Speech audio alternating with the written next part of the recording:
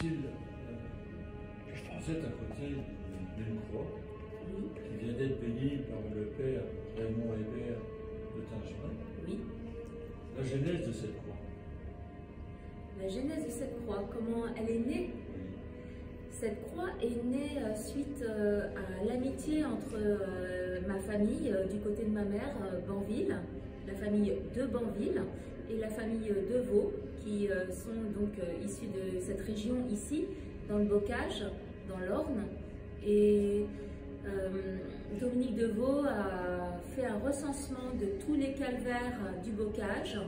Et autour de ce recensement, il a créé une magnifique exposition de calvaires en demandant aux artistes contemporains de mettre sur toile, sur papier ou en sculpture des calvaires. Et donc avec un buis multicentenaire de sa propriété, la Guichetière, j'ai réalisé ce calvaire qui reste maintenant dans cette église en tant que croix de Notre-Dame de la Bonne Mort. Vous l'avez réalisé, si j'ai bien compris, chez Dominique de Vaux. Oui, je l'ai sculpté chez Dominique de Vaux. Ce qui doit quand même une histoire. Le buis chez Dominique de Vaux? Oui. Ben, en fait, il a une propriété qui se trouve donc à Tingebray, près de Flers, qui est une magnifique propriété avec un jardin fleuri. C'est une bâtisse de vieille pierre formidable. Et sur un des côtés de cette bâtisse, on poussait des buis. Celui-ci a entre 150 et 200 ans. Et il a vu donc des générations de la famille de Vaux jouer dans ses branches et des discussions, etc. Et il a beaucoup vécu toutes les histoires de cette famille jusqu'à la tempête de 1999 où là il s'est couché et l'idée d'en faire un calvaire lui donne finalement une seconde vie. Je pense que Dominique de Vaux, quand il a récupéré ce tronc de buis, n'avait pas du tout l'idée, mais il avait quand même mis à l'abri, à sécher, élagué, tout ça. Et, et puis il se dit, peut-être en faire quelque chose un jour. Exactement. Et le jour est arrivé cette année.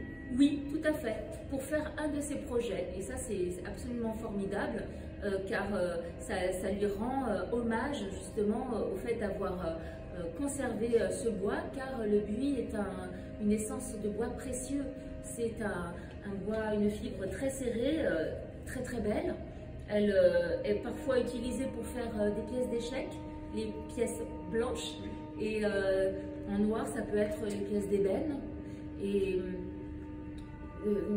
que faire ensemble et de vivre ce projet commun d'en faire une croix pour célébrer sa région, l'union de la famille de Vaux et la famille Banville, la spiritualité bien évidemment, et puis le bois, parce que le bois c'est la vie, c'est la terre, c'est issu de notre terre. Comme vous dites, la famille de Banville, la famille de Vaux, un lien étroit, mais un endroit précis où vous vous retrouviez à certains moments de la vie. Oui, alors ça, ce sont mes ancêtres qui se retrouvaient à la chapelle de la Garanterie. Et il y a énormément de calvaires dans le Bocage, mais j'ai choisi comme exemple le calvaire de la Garanterie, avec ses proportions, sa petite bague ici, pour pouvoir réaliser avec beaucoup de joie et à suivre l'engouement autour de cette exposition qui devient maintenant un objet de culte. Le prêtre l'a béni tout à l'heure. Pour moi, en tant que sculpteur, d'avoir pu faire une œuvre d'art sacré, c'est une consécration, c'est un honneur, et nous avons fait une sorte d'équipe avec Dominique de Vaux, avec la chapelle ici de Notre-Dame de la Bonne Mort, Nous avons fait ensemble tout ce qu'une équipe peut espérer faire dans le lien social, amical et spirituel. Et c'est une première, je pense, pour vous, qu'une de vos œuvres soit bénie. Ah, mais c'est tout à fait une première. C'est peut-être une dernière aussi. C'est vrai que dans le métier de sculpteur, enfin du moins moi comment je le perçois, c'est beaucoup un travail de la forme dans la sculpture, une recherche dans le sens que l'on donne à notre œuvre. Il y a toute l'histoire de l'art qui fait qu'on peut faire soit des groupes, soit des œuvres en référence à une autre œuvre qui a déjà été faite, soit une œuvre comme dans l'art primaire, support d'une énergie auquel les gens viennent demander, viennent prier, viennent donner d'eux dans un acte de dévotion, de demande, parfois de détresse. Il y a beaucoup d'humanité dans ces œuvres qui véhiculent soit de la souffrance, soit une souffrance qui génère donc une demande. Il y a tout un univers spirituel qui pour moi est excessivement important, voire primordial dans une œuvre artistique. C'est un privilège pour moi de pouvoir avoir une de mes œuvres bénites. Bon, revenons à la mise en œuvre, puisqu'on aperçoit à votre gauche une maquette, oui, dans un premier temps que oui, vous avez réalisée, oui, par rapport déjà au tronc d'arbre existant. Par rapport aux proportions du calvaire de la Garanterie. D'accord. Voilà, c'est vraiment une petite maquette qui a été réalisée pour être sûr que tout pouvait tenir, tout pouvait se faire en bois et à plus grande échelle. Alors que pense un sculpteur quand il se met à l'œuvre par rapport à sa maquette qu'il a réfléchi déjà, par rapport à la forme du tronc, par rapport à la forme de la grosse branche de vie? Que pense un sculpteur à ce moment-là? Il pense, alors en fin de compte, justement, dans cette intention de pouvoir réaliser un véhicule d'énergie, je pense que c'est très important de justement réaliser une œuvre avec intention. Je ne savais pas encore, quand je l'ai réalisé, qu'il allait être baptisé Croix de Notre-Dame de la Bonne Mort. Mais il a été réalisé pendant la fin de vie de mon meilleur ami, qui est sculpteur, en taille directe aussi, Jean-Jacques Massoni. Et je l'ai accompagné pour aller dans l'au-delà, et maintenant il est décédé. Et j'étais complètement dans cette idée qui m'envahissait de pouvoir passer dans l'au-delà et de pouvoir passer dans l'au-delà de la meilleure façon. Et c'est tout à fait incroyable puisque, par exemple, j'ai eu l'occasion dans ma carrière de sculpteur de faire une sculpture d'un arbre qui s'est avéré être un emblème pour le dérèglement climatique. Et en fin de compte, c'était un poirier qui était tombé lors d'une tempête due au dérèglement climatique. Là, j'ai réalisé cette croix de Notre-Dame de la Bonne Mort en ayant vraiment en tête, en accompagnant tous les jours mon ami pour pouvoir vivre sa mort de la meilleure des façons. Et vivre sa mort, c'est quelque chose qui est un long cheminement et il faut être prêt.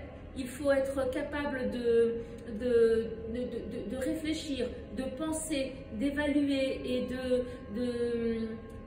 je crois que c'est une réelle préparation qui s'avère être longue pour la personne qui décède, car en fin de compte, c'était un cancer, les choses étaient annoncées, mais après, il faut les vivre et pour lui, vivre cette approche, ce renoncement à la vie fait que c'est complètement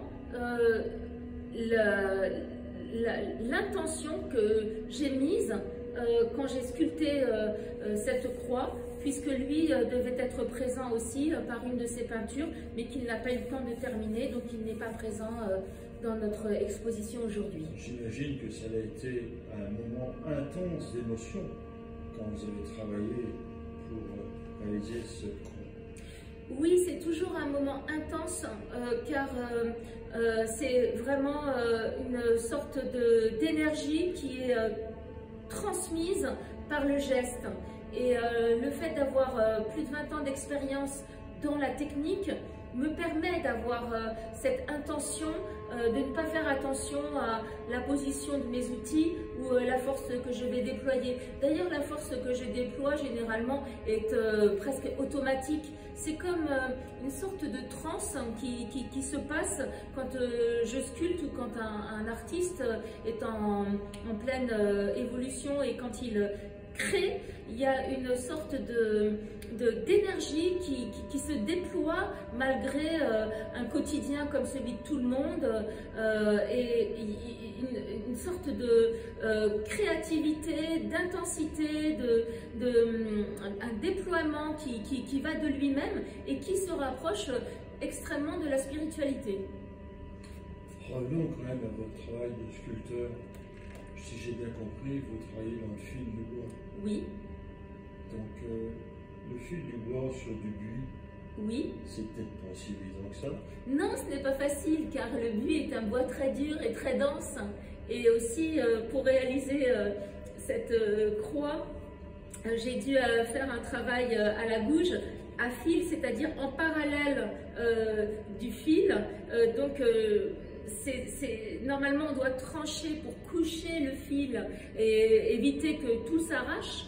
Et je devais garder un maximum du volume de la grume de bois pour pouvoir faire en sorte que le bois soit consistant, mais en même temps d'essayer de lui donner le plus possible de droiture pour être à l'image des croix. Et le bois, là j'ai eu la chance d'avoir cette section de bois très très droite, mais j'ai dû faire en sorte qu'elle soit encore plus droite pour pouvoir correspondre à cette maquette qui d'ailleurs, elle, de son côté, n'est pas tout à fait droite non plus, mais on fait ce que la matière nous donne avec les outils et c'est une sorte de petite prouesse technique, mais qui ne se voit pas du tout puisqu'on voit quelque chose de très droit.